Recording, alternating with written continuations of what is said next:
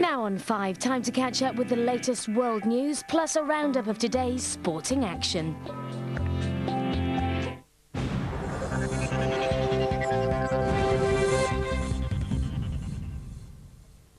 Hello, I'm Anjali Rao. Our top story at 7:20. A terror suspect arrested at Heathrow Airport earlier this week has this evening been charged with conspiring to cause an explosion. Salahuddin Amin flew into London on Tuesday from Pakistan. He was arrested under the Terrorism Act of 2000 and he was taken to Paddington Green Police Station where he's been held. But he's actually been charged under the Explosive Substances Act of 1883, and specifically he's accused of conspiring with others to cause an explosion with the intention of endangering life or causing serious damage to property between two dates, as you said, the 1st of October 2003 to the 31st of March 2004. Scotland Yard not releasing any other details apart from that, other than to say he will appear before Bow Street magistrates on Monday. Now, his job is like a football manager's, in charge of a team faced with difficult decisions and permanently suffering a lack of public confidence. This evening, Tony Blair told voters, like a football manager, he'd better start winning. And behind the scenes, his team were doing their best to enlist the voters.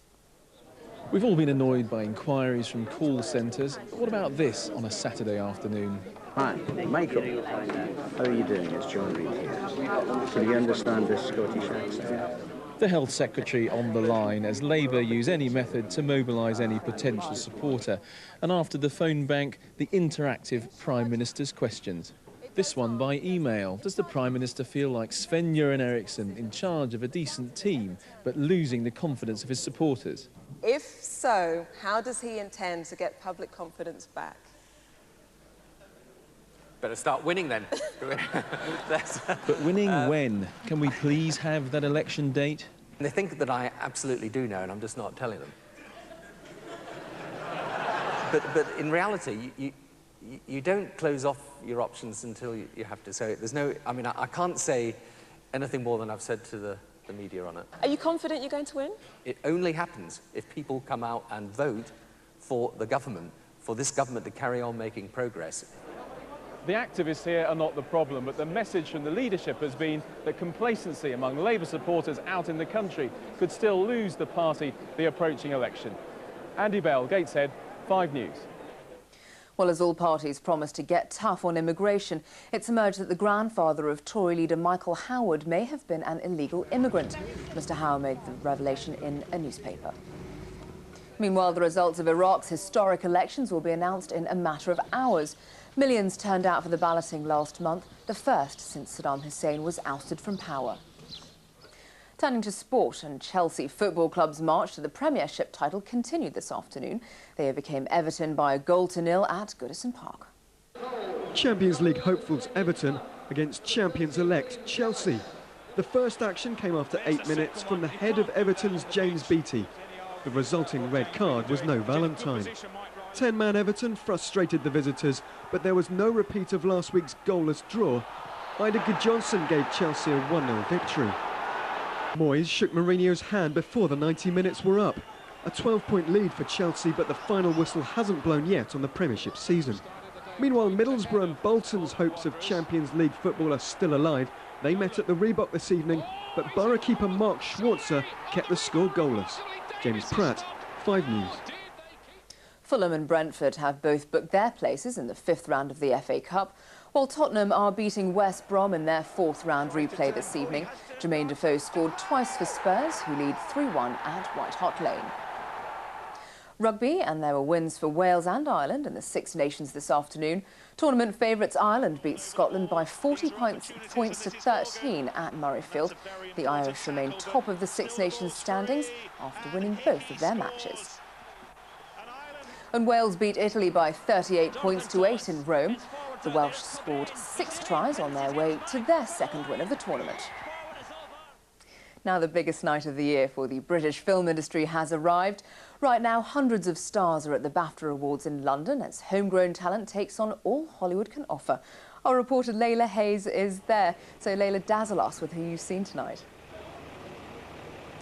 Well, the BAFTAs are the British version of the Oscars, and they have become a truly star-studded affair. with attracting a lot of Hollywood A-listers, and tonight was no exception. Leonardo DiCaprio was here to the delight of thousands of his fans who had queued for hours to see him. And of course, he's up for Best Actor for The Aviator, which has no less than 14 nominations. But of course, this is the British Academy Awards, and it is about the best of British. Very hot tip for Best Actress is Imelda Staunton, and she was here looking absolutely ravishing in a beautiful green dress. But of course, everybody's eyes are on who's going to win Best Film. It's between The Aviator and Vera Drake, I would say, but at this stage, it's just too close to call. Back to you. Layla, have a great night. Many thanks. Now, finally, if you're still musing over what to buy your loved one this Valentine's Day, don't bother.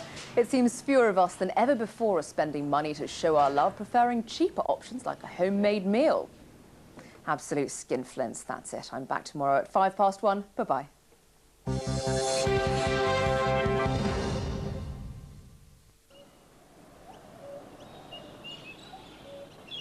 5 Weather, in association with Birdseye. Hi, Francis Wilson. 5 News weather. Getting cold, isn't it? You can see from satellite we've had one burst of weather work through. It's taking a lot of snow across Scandinavia now, this hook of cloud, but it's opened up the door to a cold flow over Ireland and Britain. You see the rain splashed through and the sun came out over Ireland, then it came out over Wales and England. The wintry weather, though, has burst in upon Scotland, bringing some snow showers, particularly to the hills of Scotland. So this evening it looks like there'll be a northwesterly flow. Plenty of wintry showers running in up here, but the showers also the North Channel, Liverpool Bay, Cheshire Gap, London, on this kind of stream. Even tomorrow morning they'll be about. Most of them rain showers, but then a belt of snow through Scotland in the morning, through the central lowlands, through the southern uplands, through to the Yorkshire Vales, really. And it looks like it's going to be cold in the north of England tomorrow. Birdseye Food, in association with the weather.